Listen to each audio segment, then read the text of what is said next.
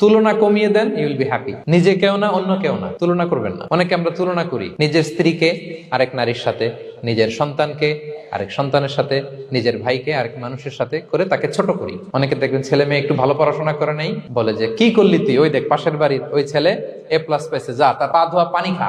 Common কথা, এটার একটা ভালো ব্র্যান্ডিং করা যেতে পারে, মানে A+ পাওয়া ছেলেদের পা ধোয়া পানি, এরকম মিনারেল ওয়াটারের বোতলের মতো বিক্রি করলে ভালো ব্যবসা হবে। কি বলেন? এটা হচ্ছে আমাদের মুরব্বীরা, টিপিক্যাল মা বাবারা এটা বলেন, ভুল করেন, ওনারা বুঝেন না, ওনারা বুঝেন না। কখনো কম্পেয়ার করবেন না, এটা করে আপনার ছেলের মনোবল আপনি আগেই ভেঙে দিচ্ছেন। আপনি দায়ী আপনার ছেলে কিছু না পারার কারণে। আপনি সাহস দেন নিজে, পাশে থাকেন নিজে।